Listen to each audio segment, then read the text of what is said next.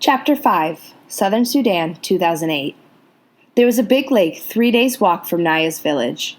Every year when the rain stopped and the pond near the village dried up, Naya's family moved from their home to a camp near the big lake. Naya's family did not live by the lake all year round because of the fighting. Her tribe, the Nuer, often fought with the rival Dinka tribe over the land surrounding the lake. Men and boys were hurt and even killed when the two groups clashed. So, Naya and the rest of her village lived at the lake only during the 5 months of the dry season, when both tribes were so busy struggling for survival that the fighting occurred far less often. Like the pond back home, the lake was dried up. But because it was much bigger than the pond, the clay of the lake bed still held water. Naya's job at the lake camp was the same as at home, to fetch water. With her hands, she would dig a hole in the damp clay of the lake bed. She kept digging, scooping out handfuls of clay until the hole was as deep as her arm was long. The clay got wetter as she dug until at last water began to seep into the bottom of the hole. The water that filled the hole was filthy, more mud than liquid. It seeped in so slowly that it took a long time to collect even a few gourds full. Naya would crouch by the hole, waiting for water, here for hours at a time, and every day for 5 long months until the rains came and she and her family could return home. Southern Sudan, 1985. Salva's eye was swollen shut. Buksa's forearms were lumpy and raw. A friend of Buksa's had a fat lip. They all looked as though they had been in a terrible fistfight. But their injuries weren't bruises. They were bee stings. A fire had been started under the tree to smoke the bees out of the hive and make them sleepy. But as Buksa and the other Jurchakal men were removing the hive from the tree, the bees woke up and were not at all happy to discover that their home was being taken away. They expressed their unhappiness very clearly by buzzing, swarming, and stinging. Stinging a lot. It was worth it, Salva thought as he touched his eye gingerly. His belly was a rounded lump stuffed full of honey and beeswax. Nothing had ever tasted so good as those pieces of honeycomb dripping with rich, luscious gold sweetness. Along with everyone else in the group, he had eaten as much as he could hold, and then a little more. All around him, people were licking their fingers in great satisfaction, except for one Dinka man who had been stung on his tongue. It was swollen so badly that he could not close his mouth. He could hardly swallow. Salva felt very sorry for him. The poor man couldn't even enjoy the honey. The walking seemed easier now that Salva had something in his belly. He had managed to save one last piece of honeycomb and had wrapped it carefully in a leaf.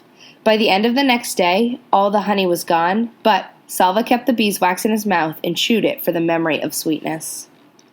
The group got a little bigger with each passing day. More people joined them, people who had been walking alone or in little clusters of 2 or 3. Salva made it a habit to survey the whole group every morning and every evening, searching for his family. But they were never among the newcomers. One evening, a few weeks after Salva had joined the group, he made his usual walk around the fireside, scanning every face in the hope of seeing a familiar one. Then, ouch! Salva almost lost his footing as the ground underneath him seemed to move. A boy jumped to his feet and stood in front of him. "Hey, that was my hand you stepped on." The boy spoke Dinka, but with a different accent, which meant that he was not from the area around Salva's village. Salva took a step back. "Sorry, are you hurt?" The boy opened and closed his hand a few times, then shrugged. "It's all right, but you really should watch where you're going." "Sorry," Salva repeated. After a moment's silence, he turned away and began searching the crowd again. The boy was still looking at him. "Your family?" he asked. Salva shook his head. "Me too," the boy said. He sighed, and Salva heard that sigh all the way to his heart. Their eyes met. "I'm Salva." "I'm Mariel." It was good to make a friend. Mariel was the same age as Salva. They were almost the same height. When they walked side by side, their strides were exactly the same length, and the next morning they began walking together. "Do you know where we're going?" Salva asked. Mariel tilted his head up and put his hand on his brow to shade his eyes from the rising sun. "East," he said wisely. "We are walking into the morning sun." Salva rolled his eyes. "I know we're going east," he said. "Anyone could tell that. But where in the east?" Mariel thought for a moment. "Ethiopia," he said. "East of Sudan is Ethiopia." Salva stopped walking. "Ethiopia? That's another country. We can't walk all the way there." "We are walking east," Mariel said firmly. "Ethiopia is east."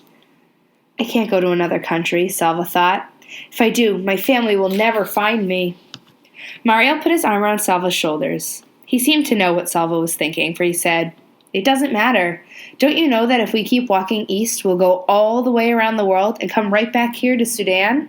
That's where we'll find our families." Salva had to laugh. They were both laughing as they started walking again, arm in arm, their strides matching perfectly. More than a month had passed since Salva had run from his school into the bush. The group was now walking in the land of the Atuot people. In the Dinka language, the Atuot were called the people of the lion. Their region was inhabited by large herds of antelope, wildebeest, gnus, and the lions that preyed on them. The Dinka told stories about the Atuot. When an Atuot person died, he came back to earth as a lion, with a great hunger for the human flesh he once had. The lions in the Atuot region were said to be the fiercest in the world. Nights became uneasy. Salva woke often to the sound of roars in the distance and sometimes to the death squeal of an animal under a lion's claws. One morning he woke bleary-eyed after a poor sleep. He rubbed his eyes, rose, and stumbled after Mariel as they began walking yet again. "Salva?" It was not Mariel who had spoken. The voice had come from behind him. Salva turned. His mouth fell open in amazement, but he could not speak. "Salva!"